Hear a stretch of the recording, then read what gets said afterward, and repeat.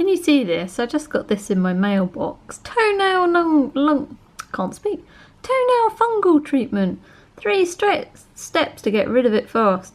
Apparently you can die of fungal I can't speak. Toenail fungal infections. It's a flesh-eating condition. It will poison your blood, eat away your brain cells, make the tissues rot like an egg. Yeah. So this is actually so excuse me, by the way. I've been sat at home doing distance sessions all day, so there's no makeup. Like all day, I feel like my whole life, I always talk about the fact that there's always a paradoxical thing. Like anything you find in life where you find a belief system, you will find someone who holds the opposite belief system. I mean, it's insane. So, you know, there's no way around it. So I just like get this email in my mailbox and I'm like, toenail fungus can cause you to die. Click here to learn how to remove it. I'm like, I've had toenail fungus off and on since I did a marathon.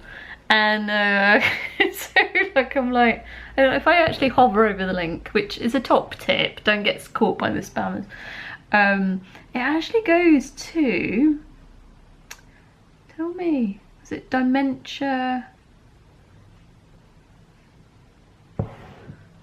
Yeah, Alzheimer's Defense website. Weird. Anyway, so they're probably trying to claim that fungal nail infection causes dementia. Anyway, I just wanted to do a quick video because like anything you find, you'll find opposites. So I listened to a podcast months ago. If I find it, I'll put a link below. Where a doctor was talking about the fact that if you have fungal nail infection, it's a good thing. Apparently, if your circulation isn't great in your legs, your body will create ways of clearing out the crap, technical term, in your body. So it'll actually create fungal nail infection. Apparently that's one of the ways it will keep cancer at bay and things in your legs, by giving an outlet for crap being eaten. I don't know, and something like that. So, you know, there's one doctor saying it's actually, you know, a great thing and it's helpful, and then, you know, the next minute you hear that it's the worst thing and you're going to die from your fungal nail infection. So, you know, it's just like, it's insane, anything. It's like, I was just talking to one of my clients earlier in Australia. I'm doing distance clinic today. And I was catching up with her because we haven't spoken for however long. And we were talking, she was talking about how evil sugar is. And I'm like, wow, is it? You know? So I sent her a video of how, I think it was like in the 1940s, but there were a lot of studies and things done in the 1970s about how you can cure diabetes with white sugar and rice. And I'm like, if white sugar is part of the solution of diabetes, why are we always being told people who are diabetic need to avoid sugar? And if you want to look into this, go and Google it. Google starch solution Dr. McDougall. And if you look up like McDougall diabetes sugar or something like that, you'll find the video where he talks about it and gives the references. It's like the whole world is paradoxical. Anywhere you have a belief system, you will find someone who holds the opposite. So my thing today is to just keep saying, find your truth. You know, what works for you works for you. What, you know, don't keep asking everyone else to tell you what to do, because you need to investigate. You need to come into your heart and find out what it is that's right for you, what works for you. What works for your neighbour and your daughter might not work for you. You know, it's like we're all different.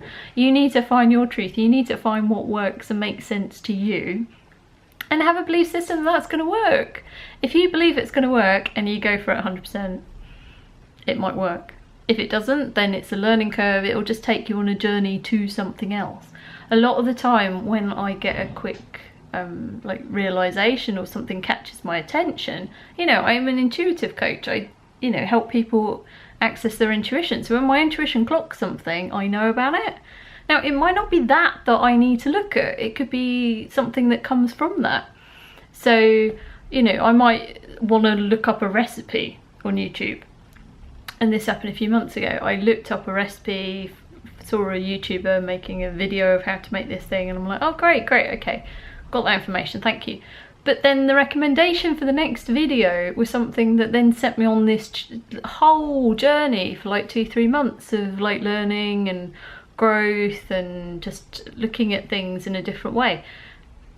And if I hadn't been looking up that recipe, it's just like, it's amazing. Like, we think we're wasting our time going, oh, I think I'll go onto YouTube and look up the recipe.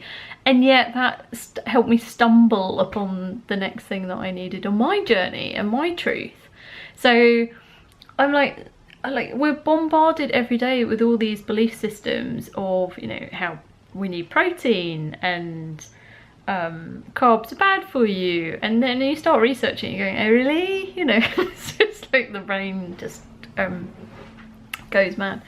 So just like every day there's belief systems kind of being challenged, and we're being told sometimes truth, sometimes crap. You know, when I was at university, I did maths. I had a great book called How to Lie with Statistics, and basically in that book it said you could prove anything through statistical analysis. You just manipulate the data to get the answer that you want. And this happens time and time again. So anytime anyone quotes any facts or any data at you, especially pharmaceutical industries, you have to question it, because you can lie with statistics. It's just like, it's bonkers.